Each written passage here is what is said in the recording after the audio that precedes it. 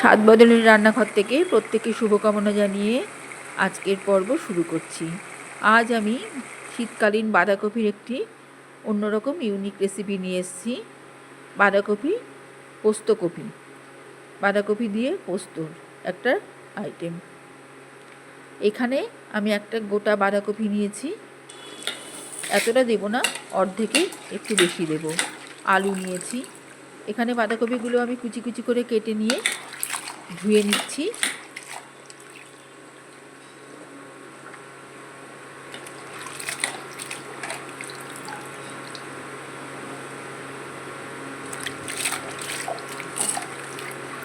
এখন বাঁধাকপিগুলো মোটামুটি মরশুমি বাঁধাকপি উঠে গিয়েছে, এর টেস্টও এখন খুবই ভালো।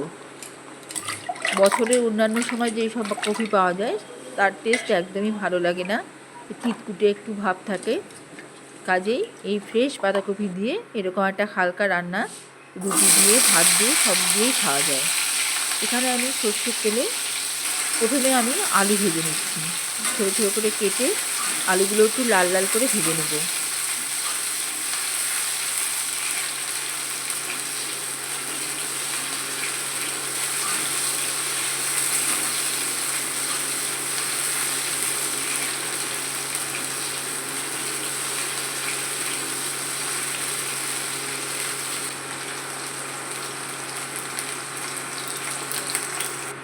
এই সময় আমি আলুগুলোর মধ্যে একটু লবণ দিয়ে দিলাম, যাতে লবণটা ঢোকে ভেতরে। হলুদ দিয়ে দিলাম।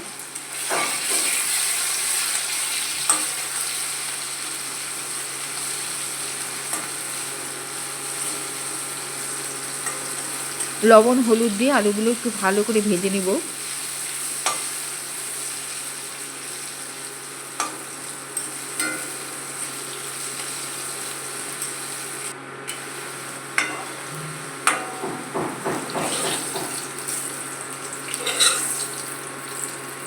আলু ভাজা তেলটা আমি একটা বাটিতে তুলে নিচ্ছি। আলু ভাজাগুলো আমি আস্তে আস্তে তুলে নিতে থাকবো।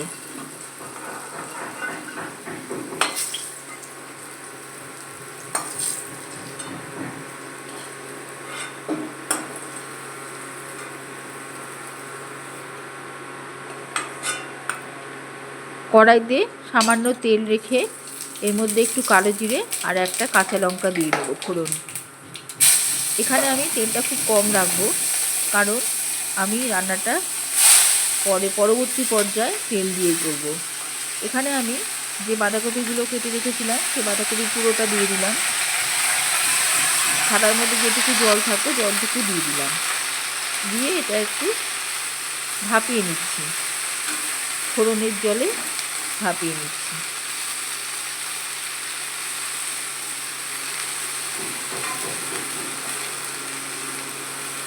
এইভাবে সাঁতলে নিচ্ছি বাঁধাকপিটা। এখন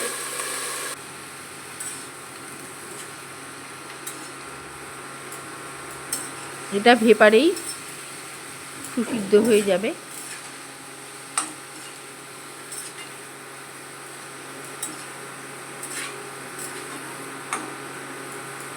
তারপরে আমি সাঁতলে নেব। অনেকটা জল বেরিয়ে গিয়েছে।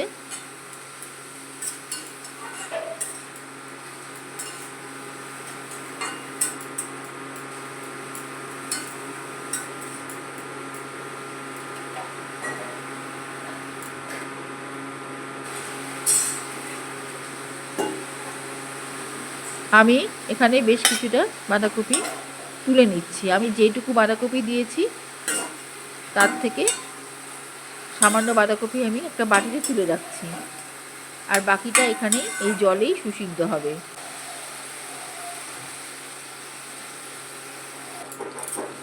তুলে নেওয়ার পর যেটুকু জল ছিল বাটিতে সেটা ঢেলে দিলাম বাঁধাকপিতে।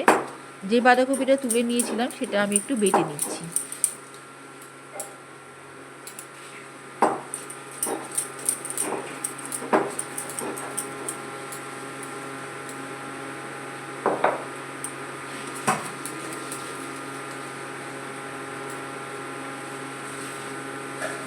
এখানে বাটা বাঁধাকপিটা আমি রেখে দিচ্ছি। আর যেটা আমার গ্যাসে ছিল, ফুটছিল যেটা, সেটা এখানে আছে, এটা আলাদাভাবেই সেদ্ধ হচ্ছে। এখান থেকে তুলে নিয়ে আমি বেটে নিলাম কিছুটা বাঁধাকপি। এবার অবশিষ্ট বাঁধাকপিটা ঢেলে রাখলাম, রেখে কড়াইতে একটু সর্ষের তেল দিয়ে দিলাম আর কালো জিরে দিয়ে দিলাম।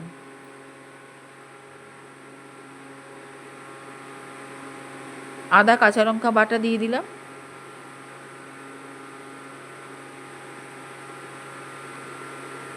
প্রয়োজন মতো হলুদ, লবণ, জিরের গুঁড়ো, লবণ না, লবণটা আমি একটু পরে দেবো। এখানে হলুদ, লঙ্কার গুঁড়ো, জিরের গুঁড়োটা দিয়ে দিলাম।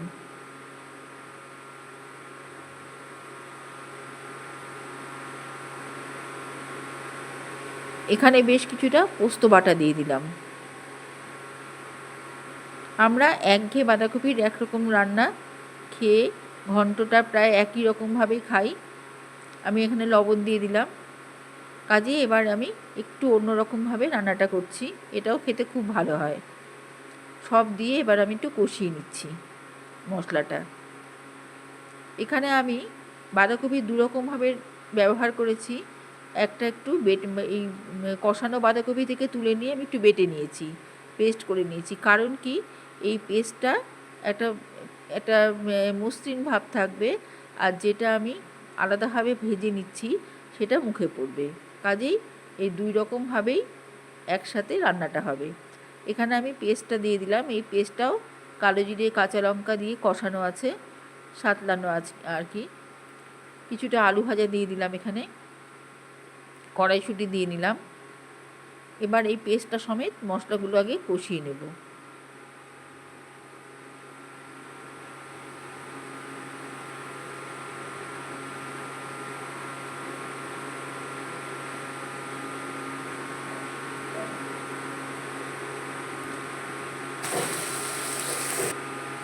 সামান্য একটু জল দেব, জল দিলে তেলটা আরও ছেড়ে আসবে।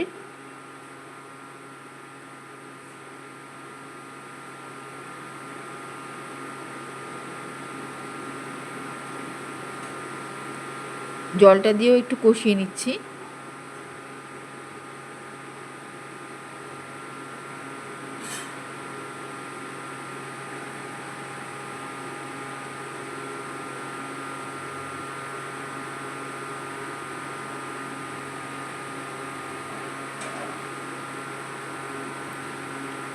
এখন আমি সাঁতলানো বাঁধাকপিটা দিয়ে দিলাম।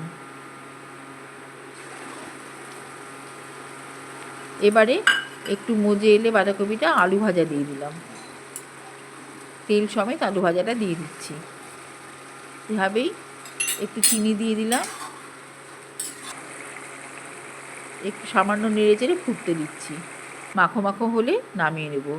এর মধ্যে আমি গরম মশলা বা অন্য কিছু দেবো না, ঘি বা অন্য কিছু দেবো না, এটা এমনিই ভালো লাগে খেতে। সামান্য একটু ধনেপাতা দেওয়া যেতে পারে। এটা রুটি ভাত দুটোর সাথেই ভালো লাগবে, রুটির সাথে একটু বেশি ভালো লাগবে। যেটা আমি বেটে দিয়েছিলাম সেটা একদম পেস্ট হয়ে মুখে